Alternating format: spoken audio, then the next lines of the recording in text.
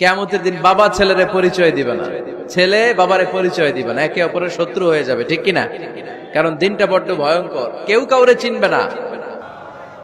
نحمده ونصلي على رسوله الكريم أما بعد فأعوذ بالله من الشيطان الرجيم بسم الله الرحمن الرحيم আসসালামু আলাইকুম। আমরা বাংলাদেশের বিখ্যাত একজন বক্তার ওয়াজ শুনতেছি। আমরা চেষ্টা করব তার এই বক্তব্য থেকে আমার ভালো জিনিসগুলো নেওয়া, আল্লাহ তাআলা আমাদের যেভাবে জীবনযাপন করতে বলছে এইভাবে জীবনযাপন করা।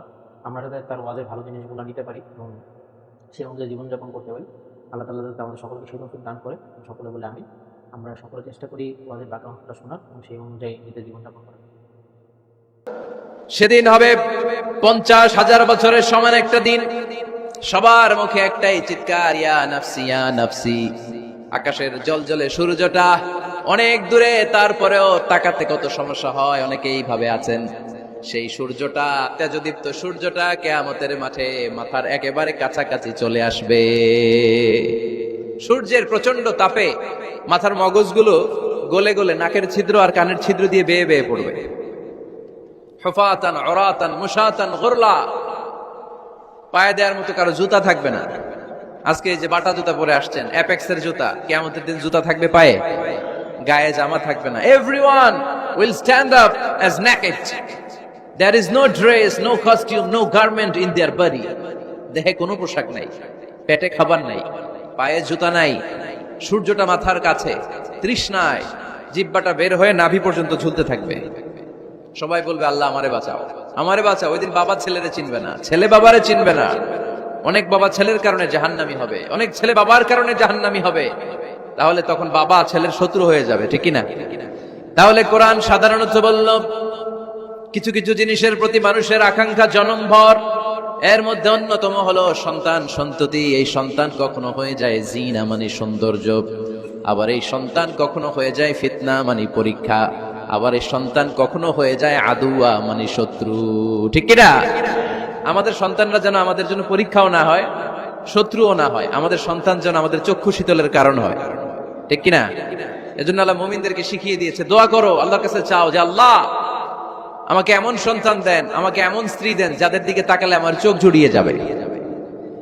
আল্লাহ বললেন, তোমরা আমার কাছে চাও আর পড়ো, রব্বানা হাব লানা মিন আজওয়াজিনা ওয়া যুররিয়াতিনা কুররাতা আ'য়ুন ওয়াজআলনা লিল মুত্তাকিনা ইমামা।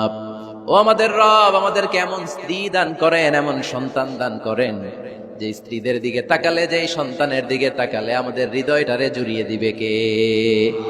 এরকম স্ত্রী, এরকম সন্তান আমরা চাই কি চাই না?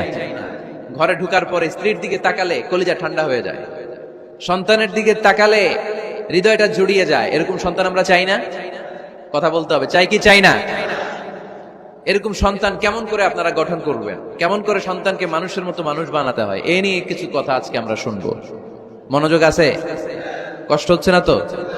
আমি যতক্ষণ আছি ততক্ষণ থাকবেন? কারা কারা?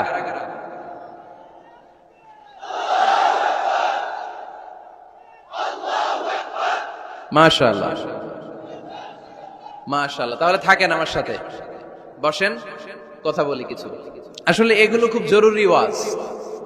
কি করে ফ্যামিলি ঠিক করবেন, কি করে দাম্পত্য জীবনটাকে সুখময় করবেন, কি করে সমাজটাকে ভারসাম্যপূর্ণ করবেন, কি করে ছেলে মেয়েদেরকে মানুষের মতো মানুষ করবেন, এগুলো জানার দরকার আছে না নাই? এর কারণ আমি প্রায় বলি, খেয়াল করে শুনেন, খুব জরুরি কথা। এদিক সেদিক তাকানো যাবে না, সময় কম। আমার দিকে তাকান, আমার দিকে তাকান। এই পৃথিবীতে গরুর পেট থেকে যেটা বেরোয় এটা গরু হয়ে যায়, ছাগলের পেট থেকে বেরোলেই ছাগল হয়ে যায়, মুরগির পেট থেকে বেরোলেই মুরগি হয়ে যায়, কিন্তু মানুষের পেট থেকে বেরোলেই ওটা মানুষ হয়ে যায় না। ওটা মানুষ করতে হয়, মানুষ বানাতে হয়, ঠিক কিনা? খালি চোখে আপনি যা দেখেন সব কিন্তু মানুষ না, এগুলো জনসংখ্যা। এগুলো কি? বাড়ছে জনসংখ্যা, কমছে মানুষ। এই জন্য আমরা আমাদের ছেলে মেয়েদেরকে মানুষের মতো মানুষ বানাতে চাই, ইনশাল্লাহ। পড়েন। এখন কিভাবে মানুষের মতো মানুষ বানাবো? অনেক মা বাবা ছেলে মেয়েদেরকে নিয়ে উদ্বিগ্ন, আমাদের কাছে আসে, হুজুর কি করব ছেলেটারে নিয়ে, কোন প্রতিষ্ঠানে দিব, কিভাবে মানুষ করব হুজুর একটু বলে দেন। এরকম উদ্বিগ্ন অভিভাবক আছে না নাই? সব বাবা মাই চায় ছেলে মেয়েদের উজ্জ্বল ভবিষ্যৎ। কোন বাবা মা চায় তার ছেলেটা টেন্ডারবাজ হোক? উত্তর দেন। কোন বাবা চায় তার ছেলেটা চাঁদাবাজ হোক? তার ছেলেটা ধর্ষক হোক, অ্যাসিড নিক্ষেপকারী হোক, না, চায় না। সব বাবা মাই চায় তাদের ছেলে মেয়ে মানুষের মতো মানুষ হোক। আজকের এই চমৎকার দুপুরে, চমৎকার অপরাহ্নে আমরা জানার চেষ্টা করব কেমন করে ছেলে মেয়েদেরকে মানুষের মতো মানুষ বানাবো।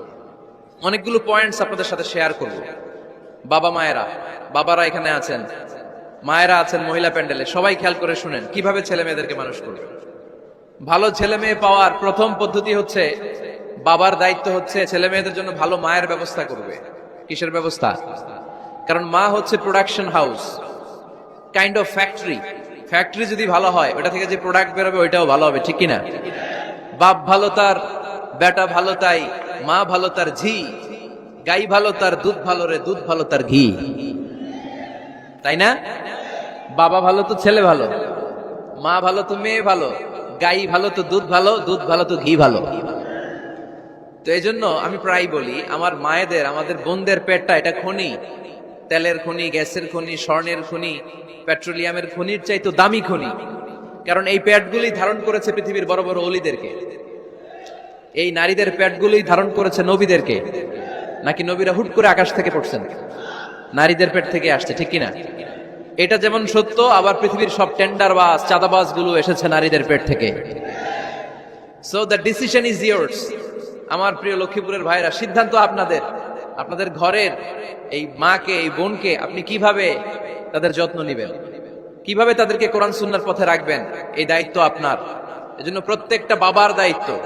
তোমরা ইয়াং যারা, আমার কলেজের টুকরা যুবক ছেলেরা, এখনো যারা বিয়ে করো নাই, তোমার অনাগত ভবিষ্যৎ প্রজন্ম তোমার বউয়ের পেট দিয়ে আসবে।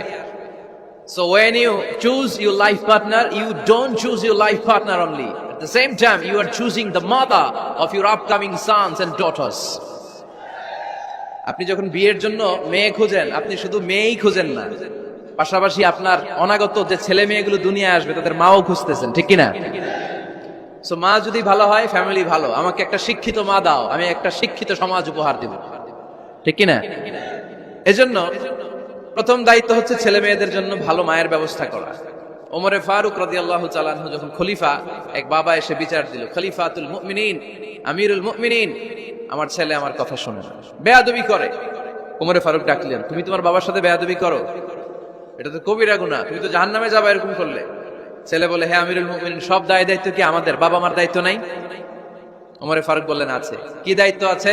ওমরে ফারুক বললেন, বাবার 3টা দায়িত্ব। নাম্বার 1, আইয়ানতাকিয়া উম্মা, বাবা তার ছেলের জন্য ভালো মায়ের ব্যবস্থা করবে। সুবহানাল্লাহ পড়বেন না? আইয়ুহসিনা ইসমা, ভালো নাম রাখবে। আইয়ুআল্লিমাহুল কিতাব, কোরআন শিক্ষা দিবে। এবার ছেলে বলে, শোনেন, আমার আব্বাই 3টার একটাও করে নাই, 3টার একটাও করে নাই, আর বিচার দিতে আসছে আমার নামে। আমার মা হচ্ছে এক জাঞ্জি, নর্তকী নারী, এক অগ্নি উপাসকের কাছে ছিল, আদব, আখলাক, ভদ্রতা, সভ্যতা কিচ্ছু জানে না। আমার মা আমার জীবনে কিছুই ভালো কিছু শিখায় নাই। নাম্বার 2, আমার নাম রাখছে সাম্মানি জুলা, ইয়ানি খানফাসা, আমার নাম রাখছে সামসিকা। নাম কি? এটা একটা নাম হইলো? ওয়ালাম ইউআল্লিমনি হারফাম মিন কিতাবিল্লাহ, আল্লাহর কিতাবের একটা অক্ষর আমারে শিখায় নাই। ওমর ফারুক এবার রেগে গেলেন, বাবার ঘাড়ে ধরলেন, তুই বেটা বিচার দিতে আসছিস ছেলেরে নিয়ে, এখন তোর বিচার হবে আগে। 1 নাম্বার দায়িত্ব, ছেলে মেয়েদের জন্য ভালো মায়ের ব্যবস্থা করতে হবে। মা ভালো তো, এটা কি বুঝতে পারছেন? নাম্বার 2, ভালো মায়ের ব্যবস্থা করলেন, এবার দাম্পত্য জীবন শুরু করলেন। এবার আপনার আল্লাহর কাছে নেককার সন্তান চাইবেন। সন্তান দেওয়ার মালিক কে? আল্লাহর কাছে দোয়া করবেন, রব্বিলা তাযারনি ফারদাও ওয়া আনতা খায়রুল ওয়ারিসিন। এটা নবীদের দোয়া, পারেন না দোয়াটা? সবাই পড়েন আমার সাথে, রব্বিলা তাযারনি ফারদাও